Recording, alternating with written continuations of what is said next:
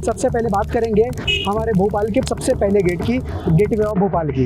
जो अपने नवाब साहब थे, ये उनके बेगम के उसमें रहने के लिए ये किला बनवाया था। क्या जानते हैं आप इस गेट के बारे ये में? मेरे दादा को दिया था नेहरू जी ने। अच्छा। हाँ, तो ये किराएनामा था उस ज़माने में। दूसरा शायर भी थे और अपने कम्युनिस्ट पार्टी में, और अपने स्वतंत्रता सेनानी भी थे, फ्रीडम फाइटर थे।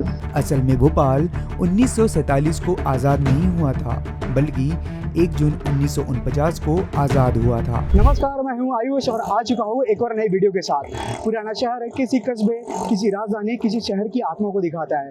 पुराना शहर उसकी शहर की इतिहास को दिखाता है। पुराने शहर की बात हुई तो आज हम आ चुके हैं भोपाल की जान ओल्ड सिटी के अंदर। ओल्ड सिटी में आज हम खड़े हैं। मेरे जो पीछे का आपको जो व्यू दिख रहा है, ये है भोपाल की जान, gateway of Bhopal.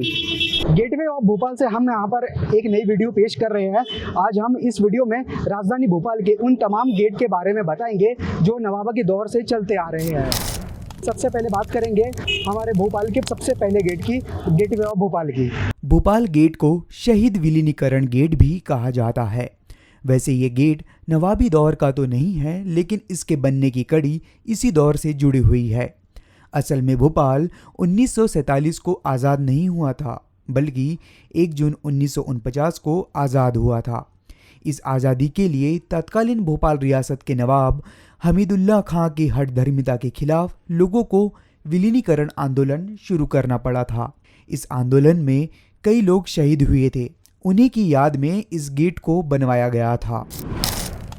Shahjahanabad gate Bhopal के पुराने गेटों में से एक है। इस गेट को शाहजहां बेगम ने बनवाया था। इस गेट के पास ही भोपाल का ताजमहल भी है। उस समय इस गेट से शाही मेहमानों का आना जाना लगा रहता था, लेकिन अब इस गेट के आसपास गुमठिया और ठेले लग गए हैं। दरवाजे का प्लास्टर भी झड़ गया है। इसकी मरम्मत नहीं होने से अब ये दरवाजा और ज्यादा जर्जर नजर आ रहा है।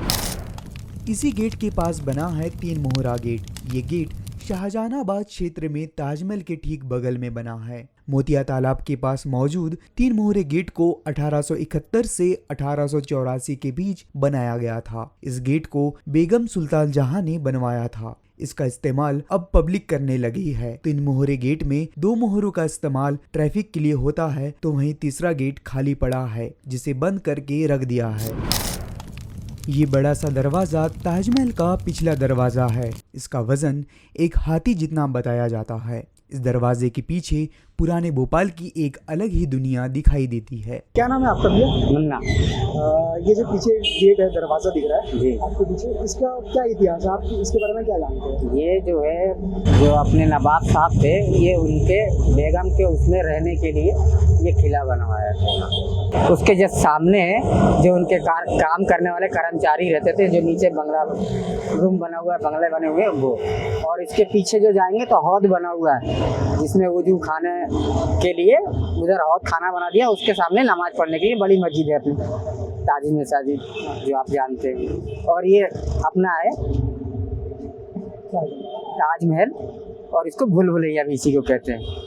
इसमें बोलते हैं कि इस ताजमहल के बहुत भूलभुलैया टाइप का है। हाँ, अंदर से बहुत सारी जगह, दूसरी जगह भी जा सकते हाँ, यहाँ से आप अंदर ही अंदर रायसेन निकल सकते हैं, क्योंकि यहाँ से लोग बाग जा चुके हैं, लेकिन भटक गए वो रास्ता, क्योंकि भूल भुलैया वाला भी वो अभी अंडरग्राउंड है। नवाबी गेट की बात हो रही है तो इस्लामी गेट कैसे छूट सकता है। इस्लामी गेट को सुल्तान जहां बेगम ने बनवाया था। इसका इस्तेमाल नवाब परिवार इस्लाम नगर जाने के लिए करता था, लेकिन अब इस गेट की हालत कुछ ठीक नहीं है। इस गेट के पास गुमठिया और पक्के मकान बन गए हैं। गेट जर्जर हालत में है, जो अपना अस्तित्व खो रहा है।